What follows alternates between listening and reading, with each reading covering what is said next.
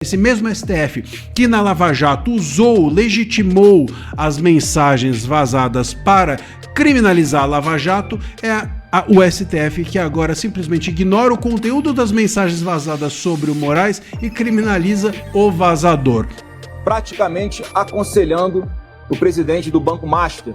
E é por essa razão, gente, que a gente tem insistido tanto que é mais urgente do que nunca a CPMI do Banco Master, sim, porque vai ser a única forma de separar bandido de inocente. Todo mundo tá vendo.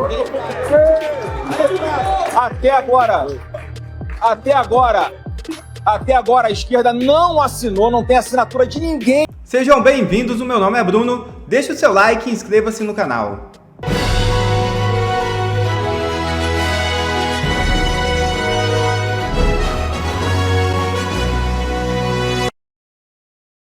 Mendonça autoriza a ação da PF contra perito suspeito de vazar dados do caso Master.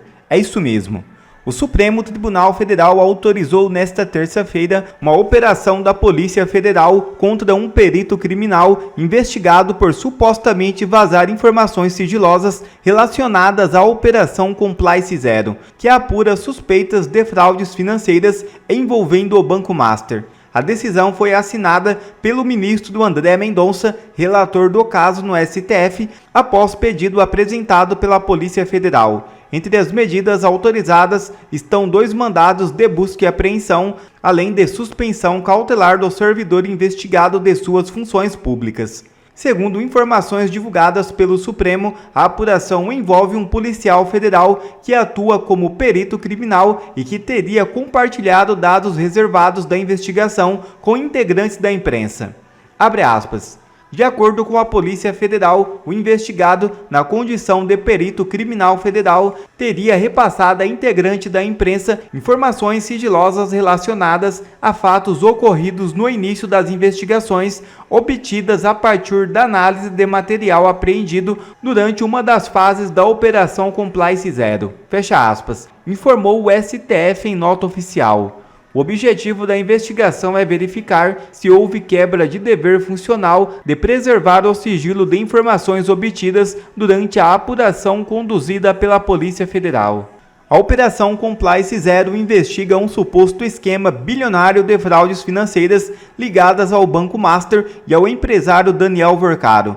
Desde o início da operação, a PF já realizou diferentes fases da investigação, incluindo prisões, bloqueio de bens e apreensão de documentos e equipamentos. Nos bastidores da investigação, autoridades avaliam que o vazamento de informações sigilosas podem comprometer estratégias adotadas pela Polícia Federal, além de afetar o andamento das diligências em curso.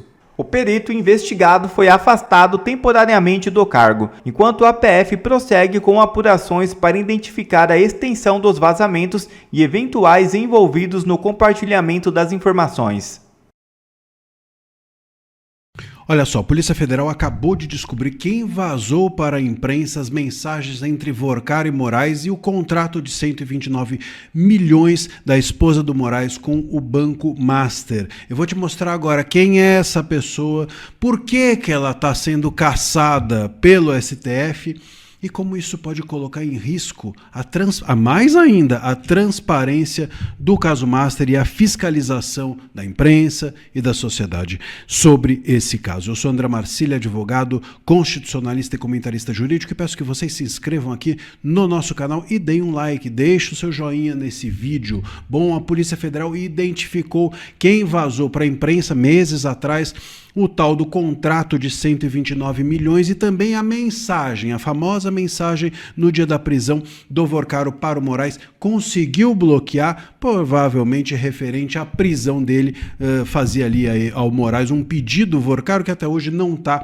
bem explicado. Essa pessoa que vazou era um perito criminal da própria Polícia Federal, um funcionário com acesso técnico, segundo revelado pela imprensa. O caso está sob sigilo, mas essas informações chegaram à imprensa. Um funcionário com acesso técnico às investigações do caso Master e que teria repassado então para os jornalistas os conteúdos mencionados por mim agora e que escandalizaram o país. Ele foi alvo de busca e apreensão, ele foi afastado das suas funções e agora a decisão do Mendonça está em sigilo, mas o caso foi confirmado pelo STF. Bom, e esse homem agora, ele que foi alvo da Polícia Federal, que está sendo perseguido pela Polícia Federal e que certamente vai acabar atrás das grades, ele revelou os segredos do Moraes. Agora é engraçado que os segredos do Moraes ninguém pode revelar e aí é uma orquestração rápida para descobrir quem revelou. Agora, os outros, né, que tem mensagens reveladas por aí ninguém persegue, aí é uma lentidão, aí tá tudo certo. Isso é muito importante, a gente precisa entender o que está por trás disso, porque o que o Moraes quer com essa pressão que deve ter feito ao Mendonça, e o Mendonça respondeu a essa pressão ao Moraes, o que se deseja, o que está por trás disso é uma tentativa de calar e impedir que novas pessoas façam o mesmo que esse perito criminal. O que se quer, o que se deseja é impedir que outros façam esse tipo de revelação, o que façam com que o Moraes e outros ministros sejam expostos. Eles querem expor todo mundo, só não querem expor a eles mesmos. Só para vocês entenderem o tamanho ou como isso repercute, óbvio que outros que pensarão em vazar alguma coisa dirão, vou acabar que nem esse cara e vão ter receio. Mas só para vocês entenderem onde nós estamos, vale a gente lembrar que em 2019 o Intercept Brasil vazou conversas privadas entre o Moro e procuradores da Lava Jato e sabe quem defendeu o vazamento na época? O STF. Sabe quem chamou o vazamento de jornalismo legítimo? O STF. Sabe quem usou as mensagens vazadas para criminalizar a Lava Jato e dizer que havia um conluio entre juízes e procuradores da Lava Jato? O STF. É esse mesmo STF que agora diz que esses vazamentos são um perigo e que simplesmente ignora o conteúdo vazado dessas mensagens relacionadas ao Moraes ou esse contrato vazado relacionado ao Banco Master e passam a correr atrás daqueles que vazaram. Quer dizer, esse mesmo STF que na Lava Jato usou, legitimou as mensagens vazadas para criminalizar a Lava Jato, o STF que agora simplesmente ignora o conteúdo das mensagens vazadas sobre o Moraes e criminaliza o vazador. Bom, eles já fizeram isso também com o Vorcaro, não é? Agora também fazem com esse perito criminal que certamente não terá um bom desfecho, um bom fim, e com isso vão usar esse vazador, esse perito, de exemplo, de bode expiatório para ninguém mais ousar vazar mensagens contra ministros do STF. Pode ter certeza que isso é o que virá pela frente. Flávio diz que encontrou o Vorcaro após prisão para pôr ponto final. Senador afirmou que entendeu gravidade da situação depois da primeira detenção do banqueiro. Veja a coletiva. Eu tive agora a reunião com a nossa bancada de deputados e senadores para tratar de duas pautas. Primeiro, para falar um pouquinho e dar tranquilidade a todos sobre a questão do filme do Jair Bolsonaro e sobre a nossa alternativa moderna ao fim da escala 6x1, algo que é muito melhor. Estou na conversa aqui com os nossos parlamentares, fui bastante tranquilo, bastante calmo em reafirmar que qualquer relação minha com o Vorcaro foi única e exclusivamente por causa do filme do meu pai. Eu acho que cabe aqui um histórico, ainda que rápido, sobre como é que foi que isso aconteceu. Ainda no final de 2024, num jantar com um amigo, comentando sobre o filme, da dificuldade de arrumar investidores aqui no Brasil, as pessoas com medo de colocar o seu CPF, de colocar a sua empresa num simples empreendimento cultural, que é um filme em homenagem ao melhor presidente da República que esse país já teve, injustiçado, tinha um receio, a razão pela qual nós optamos por fazer esse filme fora do Brasil, é um filme americano. Então ele me disse que conhecia uma pessoa que já havia investido em outros filmes, me apresentou esse investidor, que é o Vorcaro, uma pessoa que na época, lá atrás, alguém que era uma pessoa que circulava em todas as rodas aqui em Brasília, ia a eventos com o ministro do Supremo, a alta roda de empresários, patrocinava eventos de várias emissoras de televisão, inclusive fora do Brasil, portanto a pessoa naquela época acima de qualquer suspeita. Bom, o tempo foi passando e chegou o momento em que ele parou de honrar as parcelas desse contrato, que existe o contrato entre a empresa que ele indicou, né, como sendo a investidora, com o fundo. E em maio de 25 foi quando a última vez que ele honrou com os pagamentos. E mais uma vez, nesse meio tempo, como as pessoas que estavam envolvidas na produção do filme não conseguiam retorno, era quando eu tentava cobrar dele, como se para ter alguma posição. Eu falava, se você não conseguir honrar, não tem problema, eu vou atrás de outros investidores. E ele me dizia sempre que ia honrar com um contrato integralmente. Bom, aí no final de 2024, melhor, final de 2025, foi aquele áudio que todos aí ouviram, em que eu peço uma luz para saber, ter uma palavra final sobre o que vai acontecer, porque o filme já estava num grande risco do filme ser encerrado, inclusive, que seria uma grande catástrofe. E no dia seguinte em que ele foi preso. Nesse momento é que nós vimos ali que deu uma virada de chave, nós entendemos melhor que a situação era muito mais grave, e em função disso, trago aqui para vocês, eu falei lá dentro para os deputados, mas já vi que a imprensa já divulgou. Eu estive com ele mais uma vez após esse evento, quando ele passou a usar o monitoramento eletrônico, ele não podia sair da cidade de São Paulo.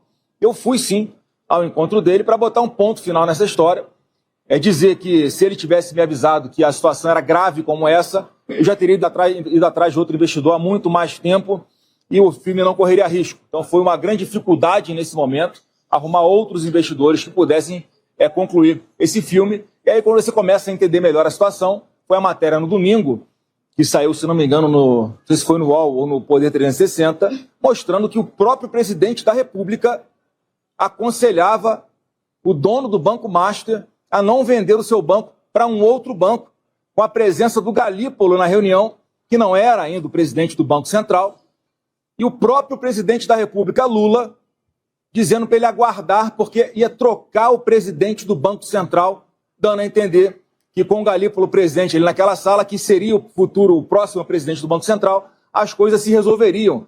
Quer dizer, em primeiro lugar, uma prova de que o Roberto Campos Neto não tinha absolutamente nada a ver com a tentativa de ajudar o Banco Master, pelo contrário, demonstra essa conversa que era um empecilho. Em segundo lugar, você vê o envolvimento, aí sim, o envolvimento do próprio presidente da República, o Lula, praticamente aconselhando o presidente do Banco Master. E é por essa razão, gente, que a gente tem insistido tanto que é mais urgente do que nunca a CPMI do Banco Master, sim, porque vai ser a única forma de a gente separar bandido de inocente. Todo mundo está vendo. Até agora a esquerda não assinou, não tem assinatura de ninguém da esquerda, ninguém da base do governo, com coragem de assinar, porque a gente quer a verdade. E, infelizmente, não está dando para contar 100% com a Polícia Federal, porque uma parte dela bastante aparelhada, nós acabamos de ver um outro absurdo, que se fosse na época do presidente Bolsonaro, estava a imprensa inteira caindo de pau. O delegado que quebrou o sigilo do Lulinha na investigação do roubo do INSS é trocado na mão grande. Eu só não sei se ele foi ameaçado, isso é porque quis, ou ele foi obrigado a sair de lá de alguma outra forma. Isso é um escândalo. Isso não pode ser admitido. Então, eu lamento que a PF tenha chegado nesse ponto de haver algumas pessoas que se submetem a fazer um papel como esse. Então, a história, o único vínculo, reforcei com os parlamentares. Qualquer contato meu com esta pessoa, que é o Vorcaro, foi única e exclusivamente para tratar do filme do meu pai, que está ali faltando os últimos detalhes para ser concluído. Inclusive, eu tive a oportunidade de passar um trailer aqui na sala para os parlamentares, acho que gostaram bastante do trailer de 2 minutos. A gente vai disponibilizar esse trailer até domingo para todo mundo, nas nossas redes sociais e também para vocês da imprensa. E aí eu quero acrescentar 2 coisas que foram os meus pedidos, tanto à produtora quanto ao fundo, que eles se organizassem para fazer uma prestação de contas a todo mundo das despesas que foram feitas em função desse investimento no filme, de forma transparente, em até 30 dias. Foi isso que eu pedi. E o meu outro pedido, o jurídico também concordou, o outro pedido é que, assim que o filme começar a dar o resultado, o valor que foi aplicado no filme em função do investimento, por intermédio dessa empresa indicada pelo Daniel Vorcaro, ele vai ser destacado, ele vai ser separado para que fique à disposição das autoridades brasileiras para fazer o que entender que está dentro da lei. Portanto, com muita tranquilidade, muita transparência, era isso que eu tinha que falar sobre o filme. E a segunda parte da reunião é que nós tratamos sobre a alternativa que nós queremos dar ao fim da escala 6x1. Todo mundo é a favor que se trabalhe menos e se ganhe mais. Só que, infelizmente, não é a realidade que está nesse projeto de lei, com esse projeto de lei apresentado pelo governo em ano eleitoral, com uma grande carga de hipocrisia e interesse nas eleições.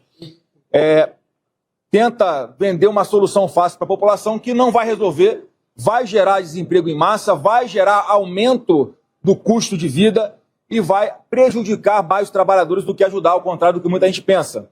É uma legislação atrasada, a CLT, de 1943, na época que não tinha internet, não tinha home office, não tinha aplicativos de entrega, aplicativo de carro. Portanto, o Brasil avançou, o Brasil se atualizou e precisa de uma legislação muito mais moderna e que atenda à realidade do povo brasileiro. Portanto, foi passado aqui para a nossa bancada essa sugestão, essa alternativa, que seria, sim, o trabalho remunerado pelas horas de trabalho, com a garantia de todos os direitos trabalhistas.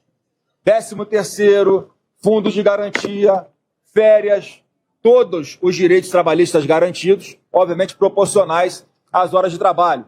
Assim, nós temos uma legislação adaptada à realidade nossa, com liberdade acima de tudo. O trabalhador é que vai poder escolher a jornada que quiser.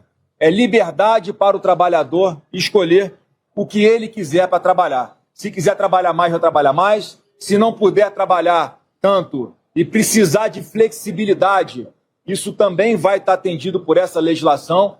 Essa nossa proposta, ela beneficia principalmente as mulheres, porque 23% das mulheres no Brasil não conseguem, não podem trabalhar, na verdade, por causa dessa jornada endurecida. Portanto, não tem onde deixar os seus filhos. Com essa legislação moderna que nós estamos falando, garantindo todos os direitos trabalhistas, a mulher que tem filhos, por exemplo, vai poder trabalhar, por exemplo, 4 horas, deixar o seu filho com alguém, voltar para casa para ficar com o seu filho, portanto, vai ter oportunidade de trabalho. E a consequência prática dessa proposta que nós estamos fazendo é um aumento das oportunidades de emprego, um aumento da qualidade de vida e também um aumento na possibilidade de ter salários melhores para os trabalhadores brasileiros. Então, essas duas pautas que a gente queria trazer, tá, pessoal? Hoje eu não vou abrir a pergunta, isso é um comunicado que eu estou fazendo aqui a toda a imprensa e a partir daí eu espero que estejam esclarecidas as diversas situações, tá bom? Obrigado aí, bom trabalho. Fica com Deus. Obrigado a você que assistiu esse vídeo até aqui, deixe o seu comentário e não se esqueça de se inscrever no canal e deixar o seu like. Até a próxima!